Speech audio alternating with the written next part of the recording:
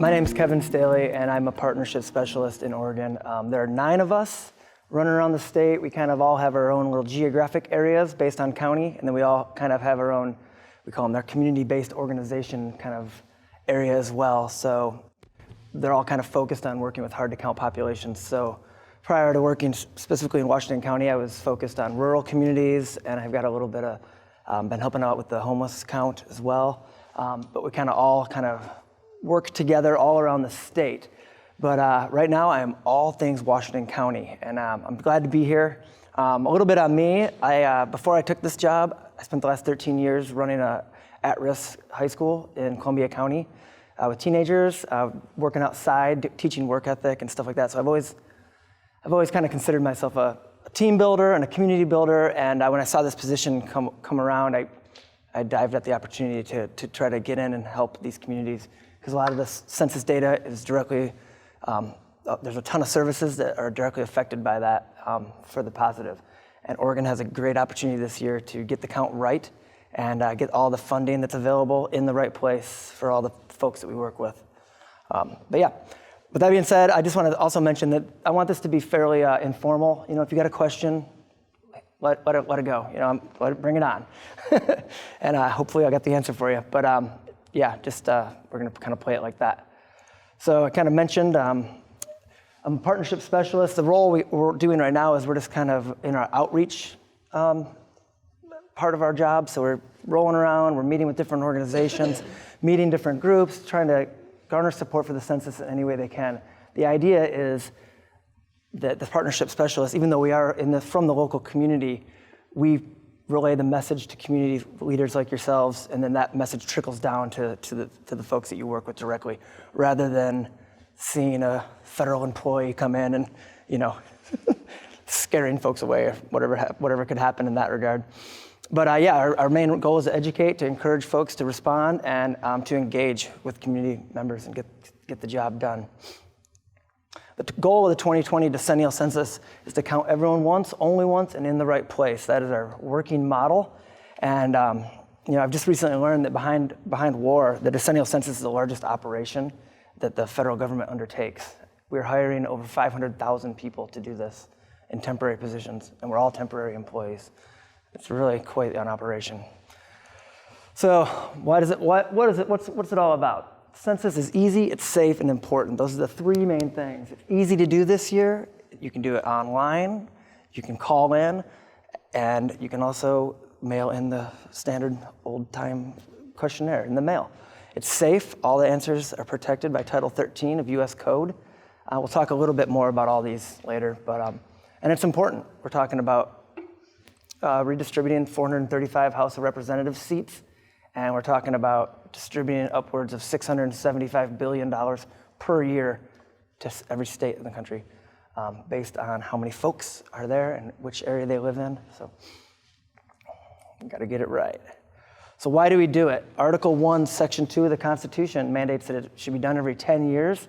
Originally, the key purpose was to redistribute those, reapportion those 435 seats. But recently, in the more modern era, it became much more about money and distributing those funds.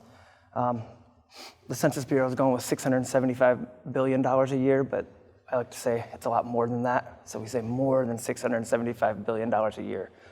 And I'm going to talk here a little bit about what Oregon has been receiving.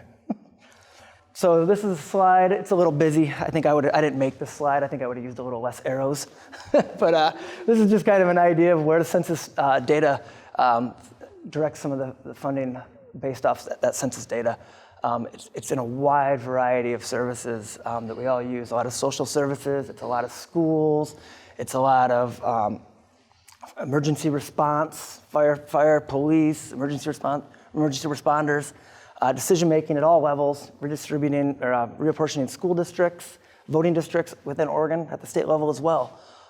Business decisions, real estate development, figuring out where people are, where low-income housing may need to be built, just figuring out where the folks are, as well as a bunch of other things, road planning and, a lot of rural initiatives. So Oregon funding. So if you guys if anybody grabbed a folder, there's also these individual sheets in there as well. This is a study that was done by George Washington University, And basically, the Census Bureau doesn't drill down and figure out exactly where the money goes into which individual federal spending program, but what George Washington University does. And that sheet shows all 55 programs that the state received funding in the year 2016. So just in 1 year, Oregon received $13.5 billion, and we've been getting that since 2010. So we have an opportunity, since the state has grown so much, that this number is going to jump up, and we're going to be able to have more funds available for other services.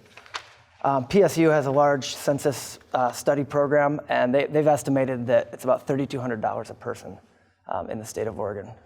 So we really want to make sure we get everyone counted. So here's just a couple examples of where some funds have gone in Oregon in the past. This was in 2016, is our most recent data. But food stamp benefits, a lot of school initiatives, the whole free and reduced lunch program, that's 100% driven by census data. Rural area improvement, the community block grants, it's a lot of social service initiatives and stuff like that where people can find funding for these services. So the security of the census, this is a big topic. The census is confidential 100%, and it's required by law. The results of the census are only reported in statistical format. So we really like to remind people how safe and secure it is. It can never be reported to any other government agency, no CIA, no FBI, no ICE, nothing like that. We cannot report it. And this data is completely secure for 72 years. And that's something that we take very seriously. In fact, wrongful disclosure can lead to a fine up to 5 years in prison or $250,000. And all Census Bureau employees take this pledge to honor that. So it's taken very seriously. That includes folks like myself, as well as the people that are going to be moving through the neighborhoods and doing some of the non-response follow-up, which I'll get into a little bit. That's something that you're going to be, that's something you may be seeing in libraries when folks come in, but you can assure them that their answers are secure.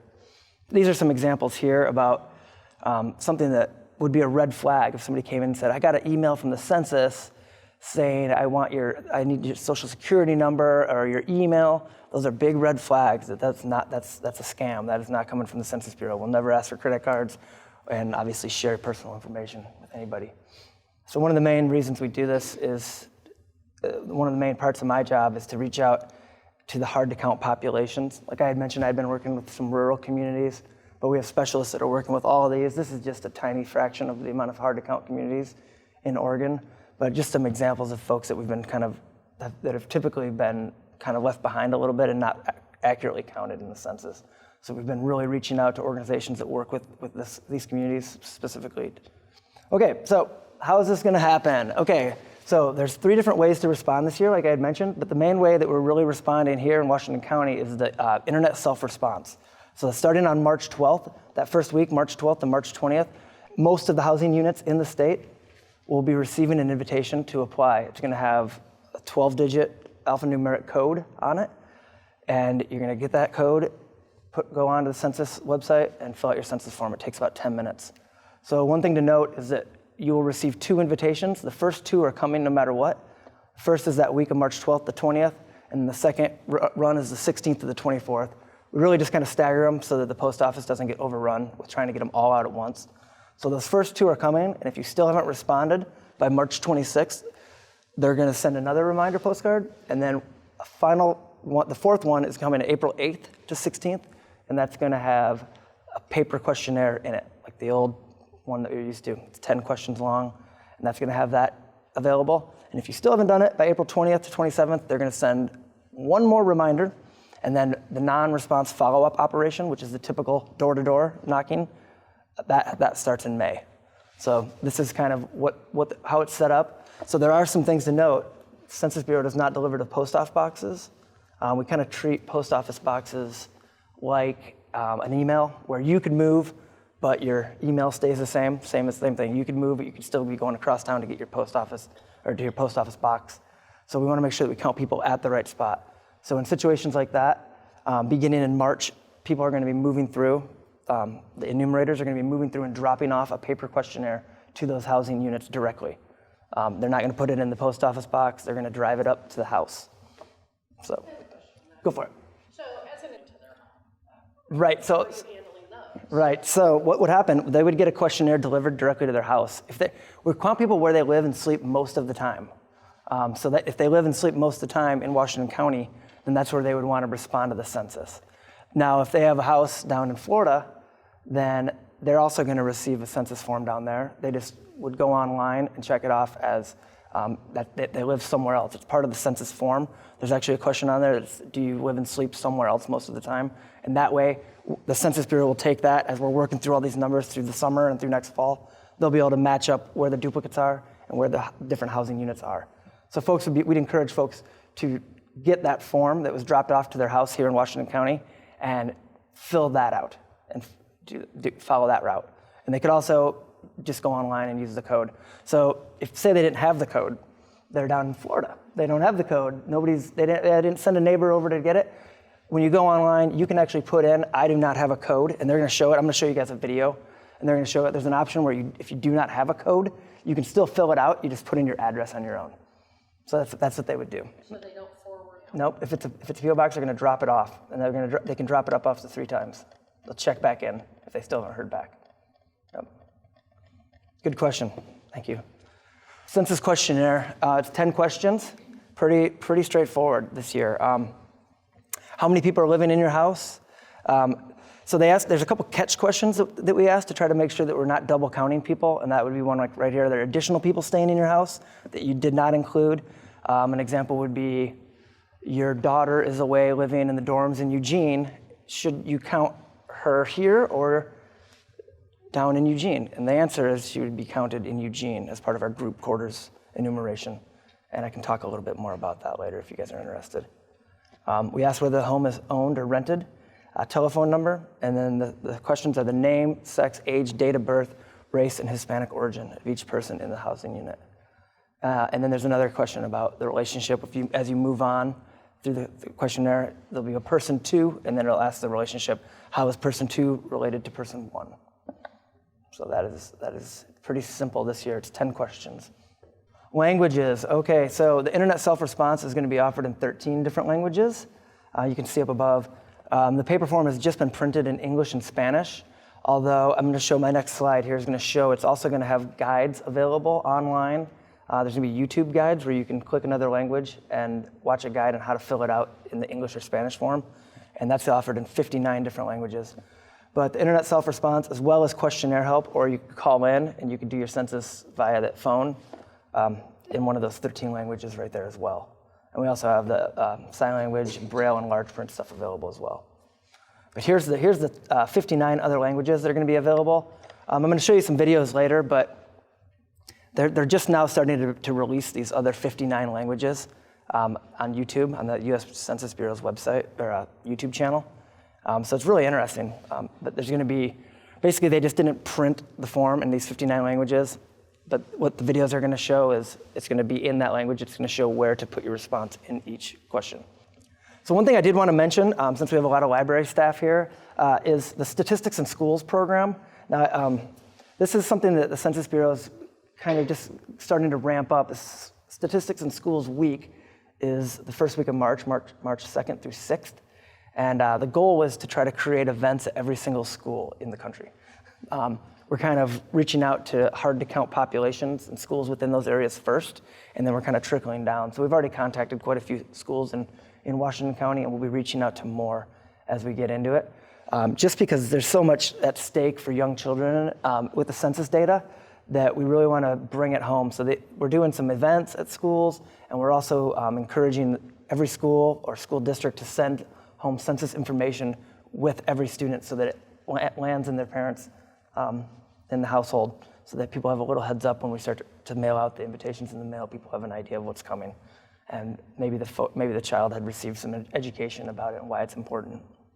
But I thought I'd bring it up to library staff because I know a lot of you guys work with young children in the library, and there's fun little things online on the census website that I would encourage you to check out. Lots of little different little games and challenges and activities and even some curriculum. So I'd really encourage you to get on there and check it out. It'd be kind of a cool way to kind of bring some of this stuff into some students' lives. But yeah, that's kind of the basic who, what, when, why, where, how of the census. As a partner, what we're asking the libraries to do is, the CRC is the Census Resource Center, and that's what all the libraries are going to be. And that's what you're here to learn this information about. So we're kind of looking to have libraries establish days and times where certain staff are available to work, or if you wanted to create a community event or something like that, where I would come in and speak to the library or a public event, that is something that I would make myself available to you guys. I've already got a couple. I got one in Cornelius. I got one in Sherwood coming up. Just try to, give this information to as wide range of people as we can. So I also, would encourage you to incorporate this into your trainings as well, into the folks you encounter daily. And the last thing is the MQA program. That's the Mobile Questionnaire Assistance. That is going to be a whole different operation where the Census Bureau, rather than having our census staff out in the libraries doing recruiting for the jobs, I'm sure many of you have seen those folks and assisted them, and I appreciate that. It's going to be similar. It's going to be the similar group of people, but instead of hiring or asking people if they want to sign up for a job, we're going to be trying to catch people and actually help them do the census right then and there.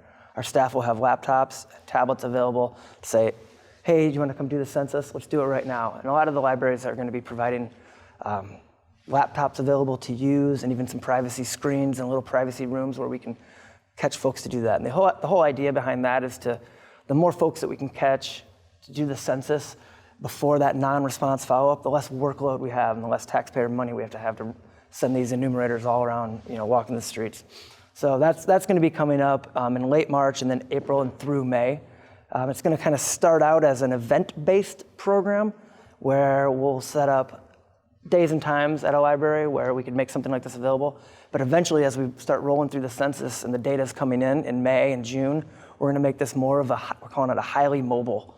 So we're going to be having live data where our response areas are low, and we're going to be sending folks in to try and catch folks in those areas.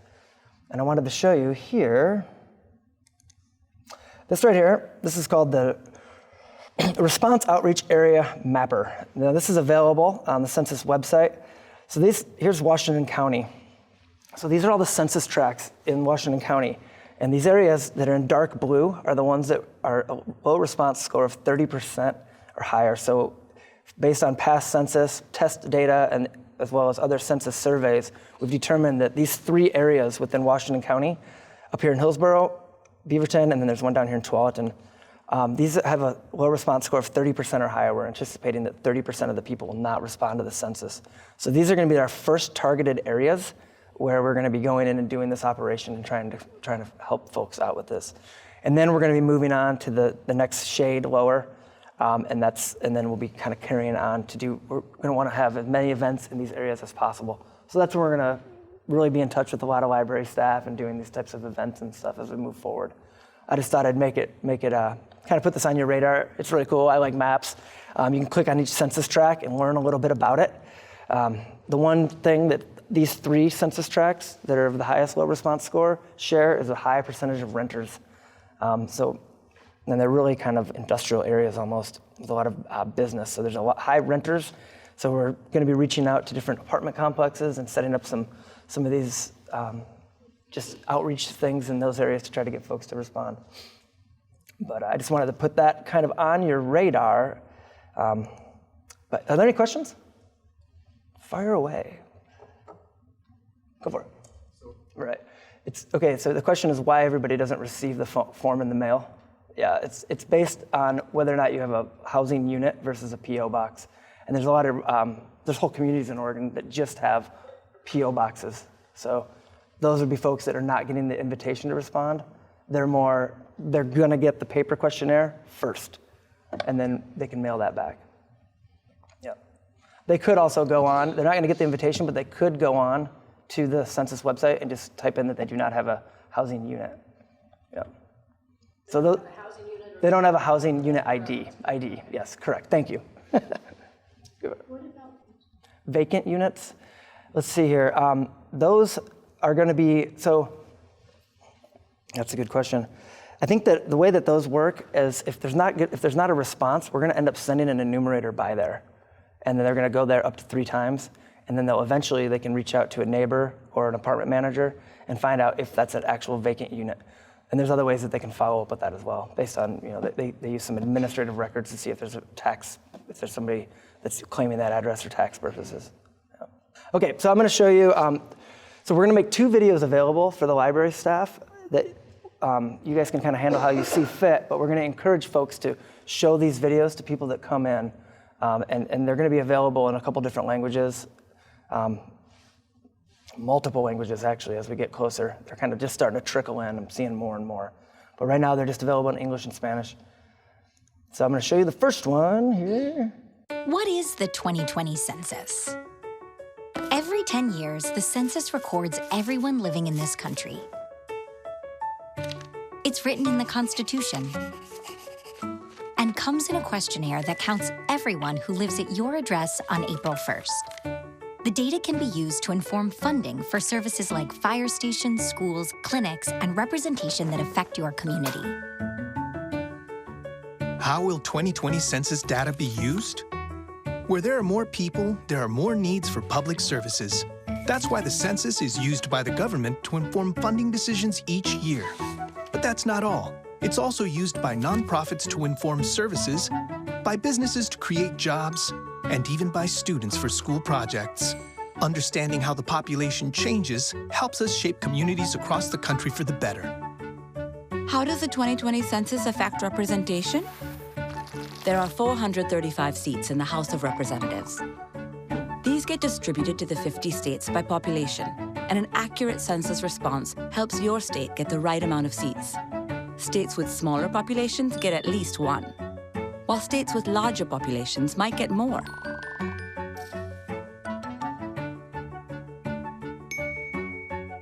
How do I take the 2020 census?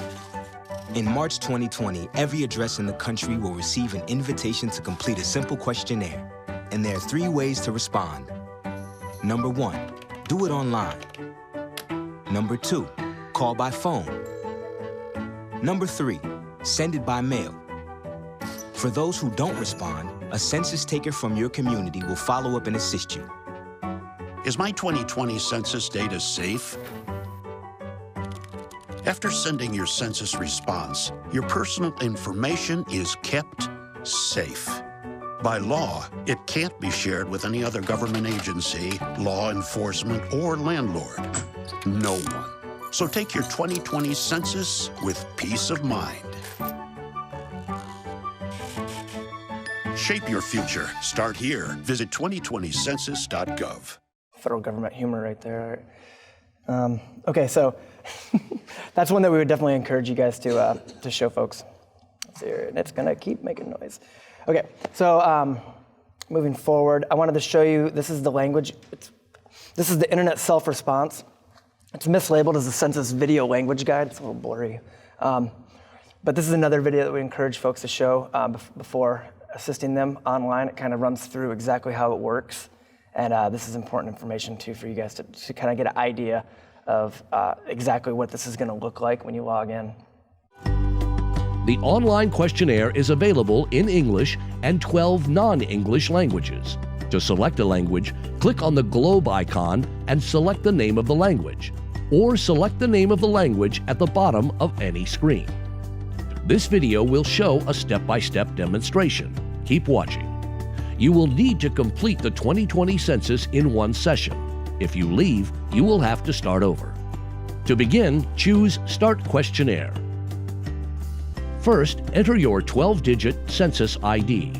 If you do not have a census ID, select the link below the login button and answer some additional questions about your address. You will still be able to respond. Then, confirm that you are completing the 2020 census questionnaire for the address shown. Select yes or no. If you will be staying at this address on April 1st, choose yes. Otherwise, choose no. The next button takes you forward, and the previous button takes you back. Do not use the forward or back buttons on your browser, or else you may need to start over. Next, enter your name and telephone number. Enter your full name, Sometimes a message may appear on the screen that asks you to check your response or enter additional information. Review what you entered before selecting the next button. Enter the number of people, including yourself, who will be living or staying at this address on April 1st, 2020. Click on the underlined blue links for help with the questions. Make sure that you count people where they usually live and sleep. If someone does not have a usual residence, count them where they will be staying on April 1st. Include babies and children of all ages, close or extended family members, people who are not related to you, and people staying here without a permanent place to live. Do not include anyone who lives away from this address most of the year, such as college students, armed forces personnel, people in a nursing home, mental hospital, jail, prison, detention center, etc., or people visiting who usually live and sleep somewhere else. These people will be counted in other ways.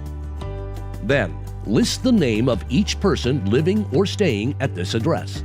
To add more people, select the button labeled Add Another Person.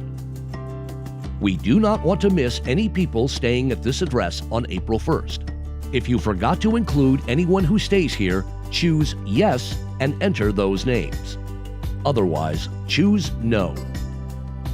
Now you're ready for the next two questions about the home at this address. On April 1st, will the house, apartment, or mobile home at this address be owned by you or someone in this household with a mortgage or loan, including home equity loans, owned by you or someone in this household free and clear without a mortgage or loan, rented, or occupied without payment of rent? Then, select the names of the owners or renters of this house, apartment, or mobile home.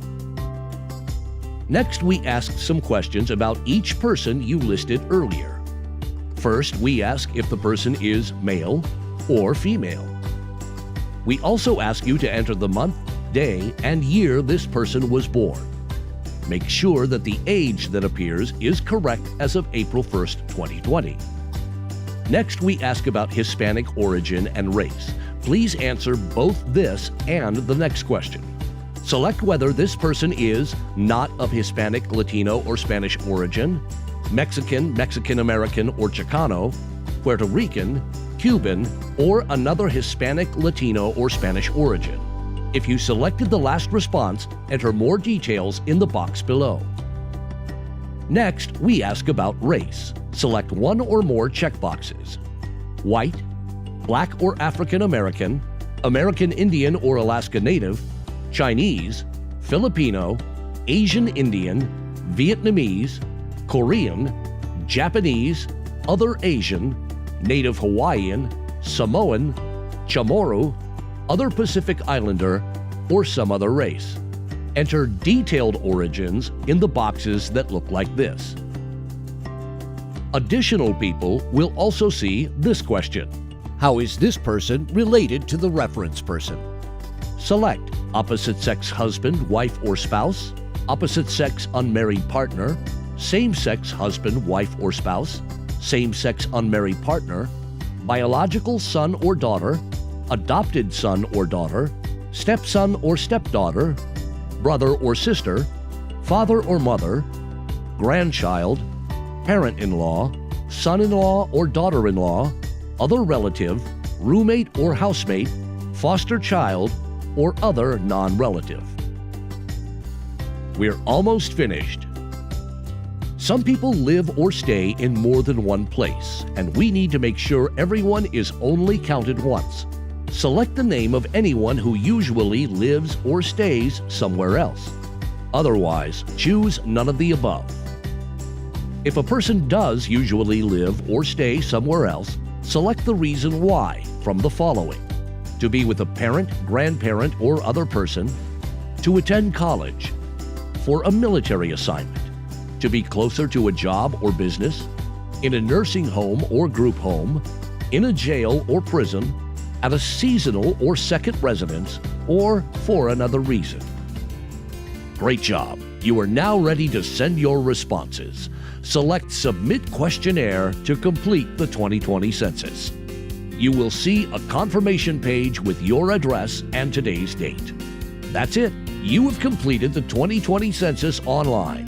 Thank you. You may now close the web browser.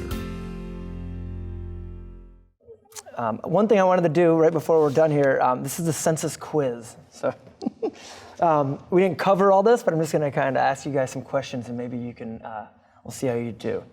But are you guys okay with that? Good? Okay, a lot of nods. What is the official census day? March 12th, January 1st, April 1st, or to be determined? April 1st, nice. All right, how can residents respond to the census to self-report? Now, there's more than one answer. Use the internet via the census website, call the census toll-free number, or complete the short form that is mailed to you, or email the census using US Census 2020 at gov. Good job. A, B, and C. All right. A unique identifier is used by the census to track each housing unit. You must have the unique identifier in order to complete the census. True or false? False. Now that is worth noting. I would like to mention that real quick. That comes into play too if you got folks coming in that are experiencing homelessness. They are totally on board and they can do the census. They just do not click that, and when it asks them for an address, they can just put the state or city and state, and then it'll actually cut all the other rental stuff and all that right off the census, and it just asks the basic questions. So that's something that I want to make sure that you're aware of. All right. Up to how many written requests to self-respond will be mailed out to housing units? 2, 3, 5, or 7? 2, no matter what. And if you don't do it, up to 5. And the fourth one has the paper questionnaire in it. Okay? Okay, fill in the blanks. The goal of the census is to blank everyone once, only blank, and in the right blank. Who wrote this? Answer, right. Count everybody once, only once, and in the right place. It's the correct answer. Gosh, I never read that like that. I got to think about how I word that. Okay, according to George Washington University, in 2016, Oregon received approximately what amount of funding from the federal government? 13.5 billion. Yep.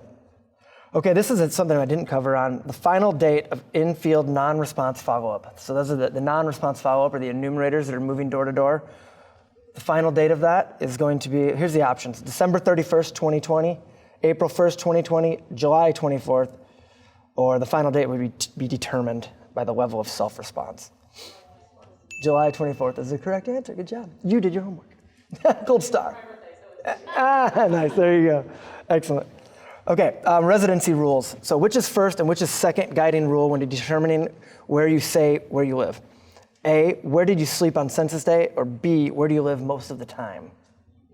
B, yeah, that's where you live and sleep most of the time. And if that can't be determined, or I had a question at a Tualatin library training where it was, my time is split 50-50 evenly. Or this woman, her child was split time 50-50.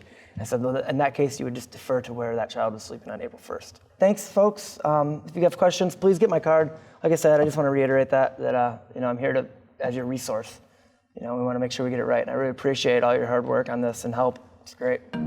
Thank you.